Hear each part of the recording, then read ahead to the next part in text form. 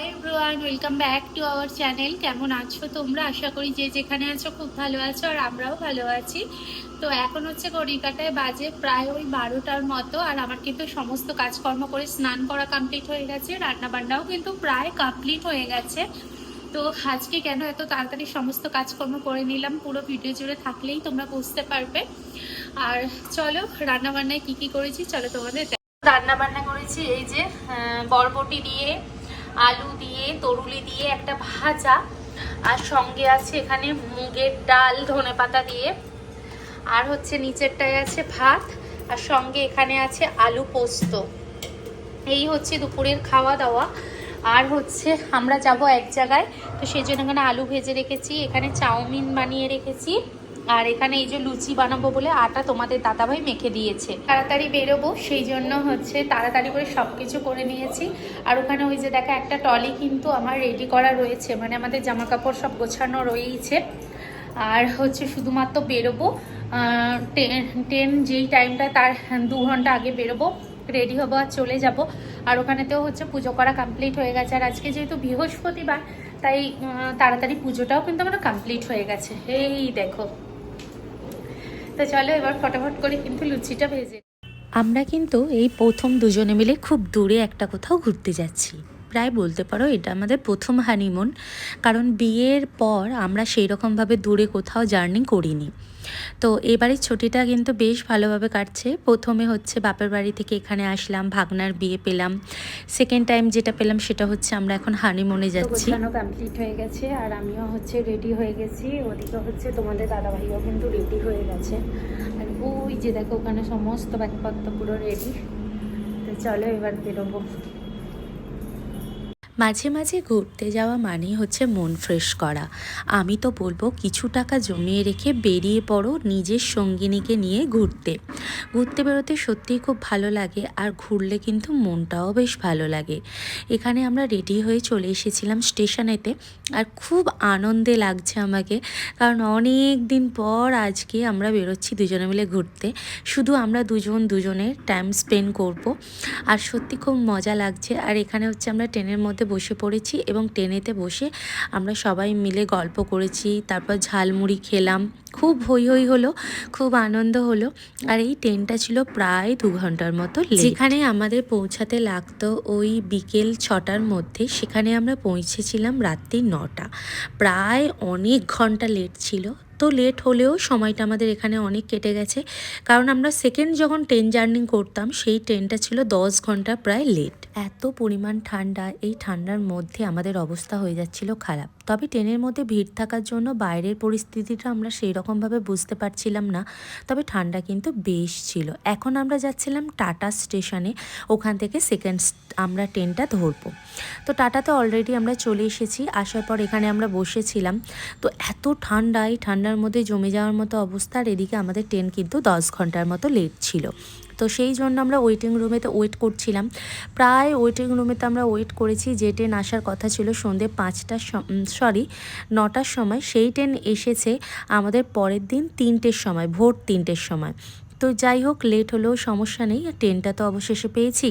ট্রেনের মধ্যে পরের দিন ভোর প্রায় ওই 3টের সময় উঠেছিলাম। বেশ কয়েক ঘন্টা ঘুমিয়েছি, তারপর ঘুম ভেঙে যায়। এখন হচ্ছে সকাল 8টার মতো বাজে। তো ঘুম ভেঙে গেছে, ঘুম থেকে উঠে দেখছি সবাই যে যার কাজে ব্যস্ত। আর এখানে তোমাদের দাদাভাইও রেডি হয়ে বসে আছে, কারণ আর 1-1.5 ঘন্টা 2 ঘন্টা পরেই হচ্ছে আমরা নামবো, সেই জন্যই। তো যাই হোক, এখন হচ্ছে আমরা নেমে পড়েছি। আর এখানে কিন্তু প্রচণ্ড ছিল গরম, সেরকম ঠান্ডা কিন্তু একদমই ছিল না। এবার তোমাদেরকে জানাই আমরা কোথায় গেছি। এই দেখো, আমরা গিয়েছিলাম পুরীতে জগন্নাথ ধাম দর্শন করতে এবং সমুদ্র দর্শন করতে। এটা যদিও আমাদের অনেক দিন আগে একটা মানত ছিল, সেটাও পূরণ হয়ে গেল, প্লাস আমাদের হচ্ছে ছোট্ট মতো একটা হানিমুনও হয়ে গেল। এবার যারা যারা আমার ভিডিও দেখছো, নতুন যারা যারা আমার ভিডিও দেখছো, তাদের কাছে একটা অনুরোধ, আমার ভিডিও যদি তোমাদের কারো ভালো লেগে থাকে অবশ্যই সাবস্ক্রাইব বাটনটা অন করে দেবে এবং নোটিফিকেশান বেলটাও অল করে দেবে, যাতে ভিডিও ছাড়ার সঙ্গে সঙ্গে তোমাদের কাছে নোটিফিকেশান পৌঁছে যায়। যদি তোমাদের সময় থেকে থাকে এবং আমার ভিডিও দেখে খুব ভালো লেগে থাকে, তবে একটা কমেন্ট অবশ্যই করে যাবে এবং তোমাদের মূল্যবান মতামতগুলো জানিয়ে যাবে। যদি কিছু জানার থেকে সেই প্রশ্নও করতে পারো, আমি পরবর্তী ভিডিওতে জানিয়ে দেবো। স্টেশনে নেমে পড়েছি। স্টেশন থেকে বেরিয়েই হচ্ছে অটোর জন্য আমরা দাঁড়িয়েছিলাম, যেহেতু আমাদেরকে হোটেলে যেতে হবে, তো সেই জন্য আর খুব তাড়াহুড়োর মধ্যে আছি, কারণ গিয়েই আমরা যাব জগন্নাথ মন্দিরেতে। এখন হোটেলে এসে গেছি, এসে স্নান টান করে পুরো রেডি হয়ে গেছি, যেহেতু অনেক জার্নি হয়েছে, মুখের অবস্থা খুব খারাপ ছিল আমার, তো তার মধ্যেও আমাদেরকে রেডি হতে হয়েছে। এখন হচ্ছে আমরা চলে যাব জগন্নাথ মন্দিরেতে। জগন্নাথ মন্দির দর্শনটা সত্যি খুব সুন্দর হয়েছে এবং সত্যি জগন্নাথ দেব না চাইলে সেই স্থানে যাওয়া অসম্ভব বিষয়, কারণ আমরা অনেকবারই ভেবেছি এখানে যাব, কিন্তু ভগবান চায়নি বলে আমরা যেতে পারিনি। তবে দর্শনটা ছিল খুবই সুন্দর।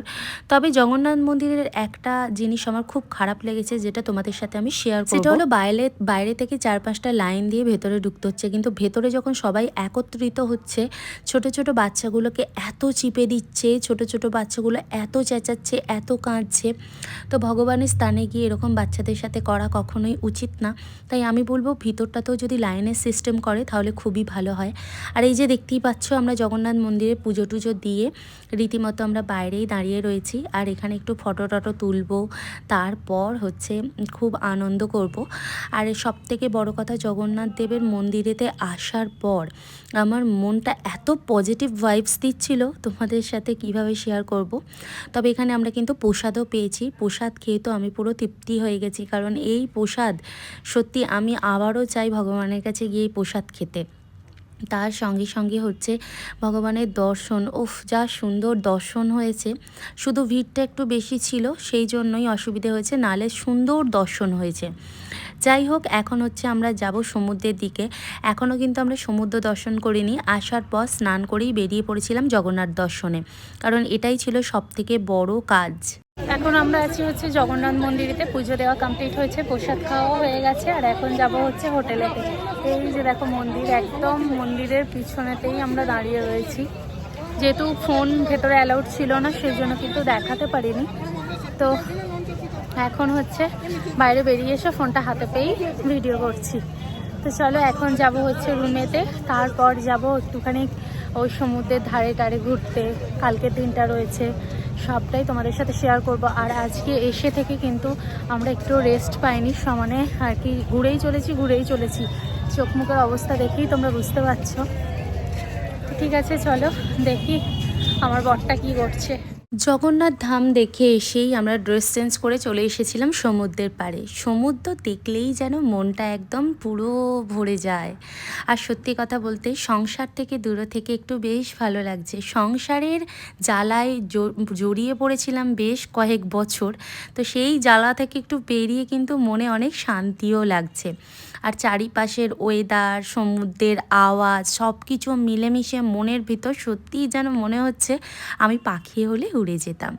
সংসারের জাল থেকে সত্যি মায়া মুক্তি করা অনেক কঠিন, তবে এই মায়া থেকে বেশ কয়েকদিন দূরে থাকাটা অত্যন্ত সহজ। তো যাই হোক বন্ধুরা, আজকের ভিডিও তোমাদের কেমন লাগলো অবশ্যই কিন্তু কমেন্ট বক্সে জানিও। পরবর্তী আরও সুন্দর সুন্দর ভিডিও আসছে, তবে সাথে থেকো, তাহলেই তোমরা দেখতে পাবে। বাই বাই, সবাই ভালো থেকো, সুস্থ থেকো, জয় জগন্নাথ।